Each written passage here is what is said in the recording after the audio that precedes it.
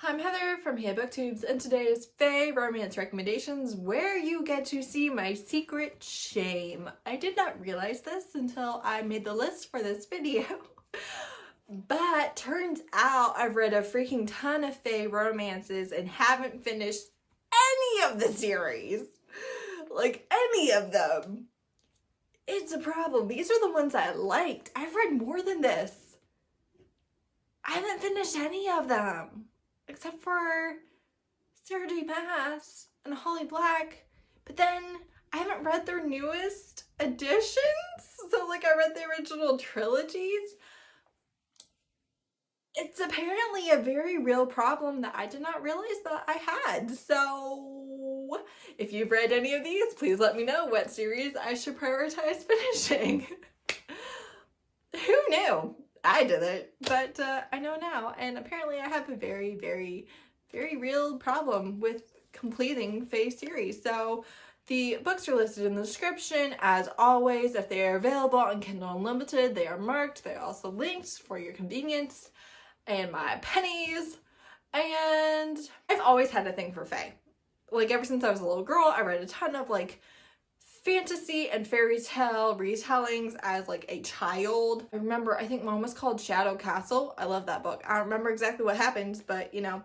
Anyways, there's a lot of things, and I was always very interested in the Fae. I was always interested in how you shouldn't make bargains with them, and how they couldn't lie in some storytellings, but they were masters at deception anyways. I loved where, you know, one would be good or one would be bad. I loved the immortality aspect.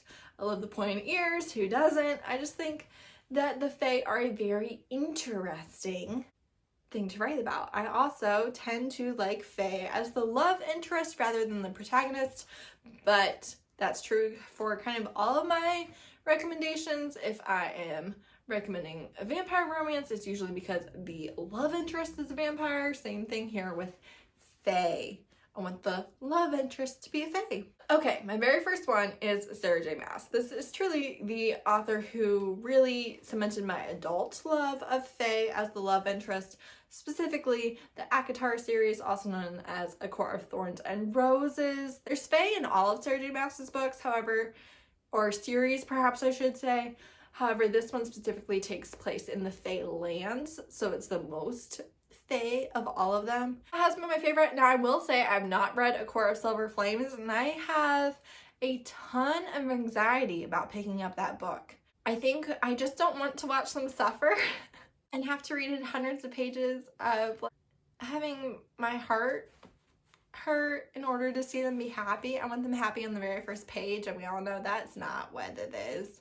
So I'm planning on getting it at the library at some point, but I just don't know when I'll be ready. I might watch a spoilery vlog. I might not. I don't want to spoil myself, but also I'm just like, whew, that makes me nervous. Maybe it'd be better if I just spoiled myself. I don't know. So yeah, I haven't read that. I had finished the series, but not anymore. I don't think I'm doing a good job of explaining. Okay, so a human hunter kills a Fae wolf, and then the Fae Lord comes and claims her life as payment, and she has to go live in his realm for the rest of her life as a payment. And of course, things evolve from there. Then I have Rhapsodic, that's The Bargainer #1 by Thalassa. This one is a siren. Calypso is our main character, and she was a victim of sexual assault as a child. It's talked about how sirens are kind of irresistible sexually, but that didn't make it okay, like even a little bit, and why, and all these things. So that's a trigger. Yeah, it's there. There is the bargainer, and she basically makes a deal with him, and she has an entire arm full of bracelets with beads with deals that she made with him, and of course they have a love story, and it's in our world and in the Fae world, and he reminds me a ton of Rise, also known as Reese, if you must, from ACOTAR, Akamath, and yeah, very similar physical description. So, and I never read the novella or the last book, so it was good though. Then I have The Cruel Prince, which is The Folk of the Air #1 by Holly Black. This is obviously a young adult romance. There is no sex on page. They are teenagers. I almost DNF'd The Cruel Prince because it was very high school drama, immature stuff, and I was bully stuff, and I was just like, I want Fae. This is not what I want.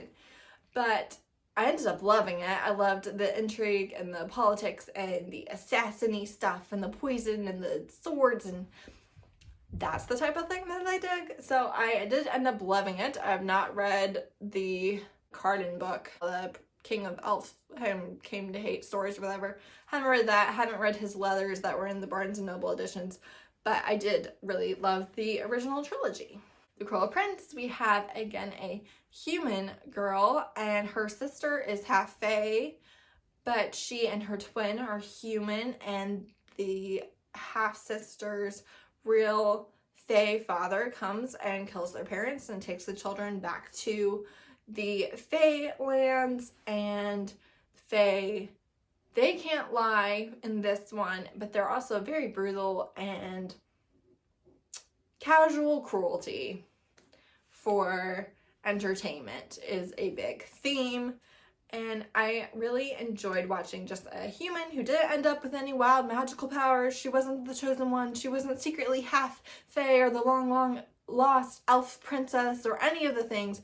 She just stayed a regular old human, and she used that to her advantage. Then I have On the Edge, which is The Edge #1 by Ilona Andrews. The Edge is a place between the weird, which is basically the Fae lands where magic abounds, and the broken, which is our world, where there's Walmart and no magic.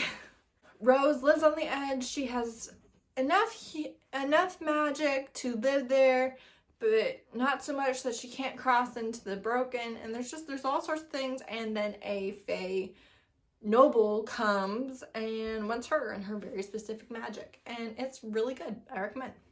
As a standalone romance, is in a trilogy, I believe, but each book is about a different couple. So that would be a good one if you wanted to be introduced to Ilona Andrews, but wanted to only have to read one book in order to kind of get your couple's story arc. And I have Fortuna Sworn. This is Fortuna Sworn #1 by KJ Southern. This is very similar to A Court of Thorns and Roses in that she goes to the Fae lands and there's 3 trials and she has to do them to try and free somebody. This one, there's no sex in the first book at all, and that's all I ended up reading. I know some people love the next 2 books as well. So she's a nightmare, a literal nightmare, and she can basically cause your worst fears to play out in front of your eyes. And she's a supernatural. She's like the last of her kind. Her brother has disappeared years ago, and she knows. This I feel like is the true thing. One, there was no smut. There was a lot of sexual tension. There was no smut to fix this for me. She is a supernatural who knows all about the Fae and makes freaking bargains with the Fae and doesn't think that it's going to go bad. Doesn't think to ask for all the details. Doesn't clarify anything. It's just like, what's the worst that could happen? Everything. Like, you could be a slave for the rest of your life, which is hundreds of thousands of years type torture scenario. Tons of bad things can happen. You don't make bargains with the Fae.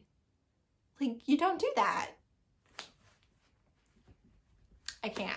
And she was just all the time making dumb decisions. I was just like, why are you doing this? Now, I'm pretty sure that I'm like alone in my opinion on this, but yeah. Then I have Court of Shadows, which is Institute of the Shadow Fae #1 by C.N. Crawford. This one, I forget the main character's name, but Ruadan? He took a vow of silence. He's like an assassin-y type guy, and he catches her, and she's a demi-fae, and like that's illegal. Like, you either need to be in the Fae lands or you need to be at the Institute or something like that. And so she decides to train at the Institute of the Shadow Fae, and there are things happening, and she's trying to figure out who the bad guy is and who's doing this and who's setting this person up and who's trying to kill her, maybe, or maybe other people, and also falling in love with this silent assassin guy, except I can't remember if they actually end up. I ended to love these before there was a real true couple. It's fine.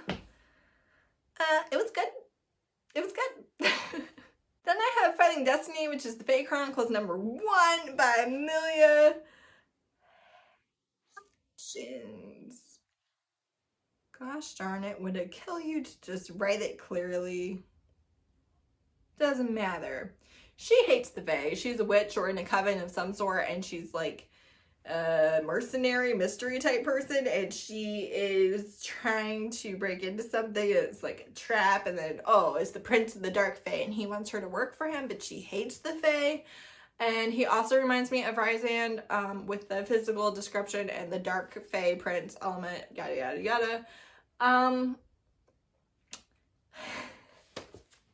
This one, I wanted to read so badly. I was on like a Fae kick and I wanted to read it, but the library didn't have it, and I was like, oh, I'll have to buy it. I don't want to buy it. Anyway, so I spoiled myself. I read a spin-off, and it spoiled literally everything that happened in the series. And then I tried to read it, but I wasn't all that invested because there was like some angst, and I already knew everything that was going to happen. So I read like the first 2 books, but it was too angsty or something. But like, I feel like a big problem is that I spoiled myself for like every single thing that was going to happen in the series. So I really do feel like me not absolutely loving it isn't a good indication of the average reading experience. And I think you might like it. That is in like modern times too, and also the Fae land. So you get electronics and fairies. Knife Oathtaker, which is Kingdom of Runes #1 by Audrey Gray. This one has really pretty like pink rose gold hair. I like that. I like that. So she has 2 different types of magic, and they're like both forbidden, and she was rescued by the prince years ago, and now she's like his bodyguard or on his guard or something like that, and then she fights monsters at night, and then she like goes on a journey, and there's like a love triangle, and I don't know who she ends up with. Or maybe there's even like 3, like maybe the prince and the light fae and the night fae / dark fae. I don't know. I have no idea who she ends up with.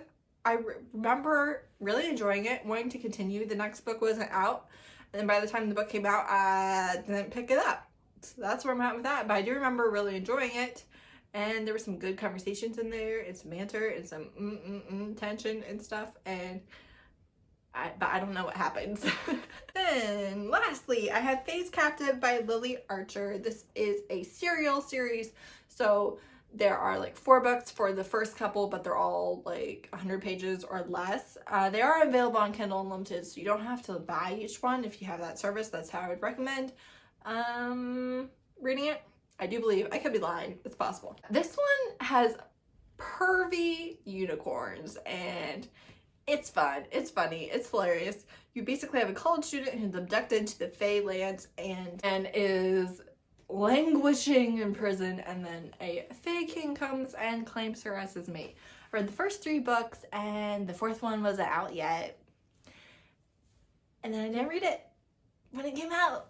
So I don't know what happens. It left on a major cliffhanger. I remember what the cliffhanger was. I don't know what happens because I haven't read the last book. Then now there's like also books for other couples and stuff. But yeah, that's where I stopped.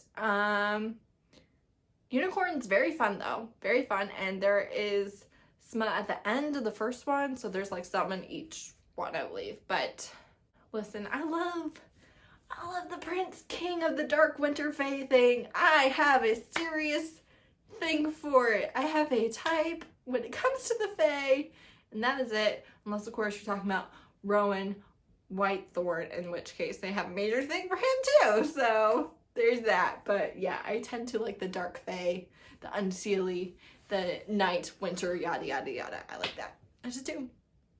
Doesn't matter because they're all made up. So have whatever type you want.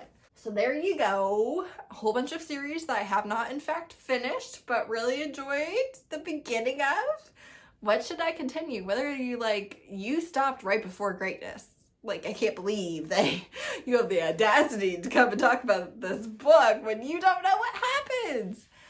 Tell me what series that is. Tell me what I should read. Because I should probably finish at least one of them. That would be cool. So yeah, normally I don't even have this many recommendations on my list. But like, I don't know how any of them end, I feel like. So couldn't cut any of them out. I don't know. So yeah, thanks for watching another one of my videos. I hope you're entertained. I hope you have recommendations, and I hope you know which one I should finish. Thank you so much for watching. Bye.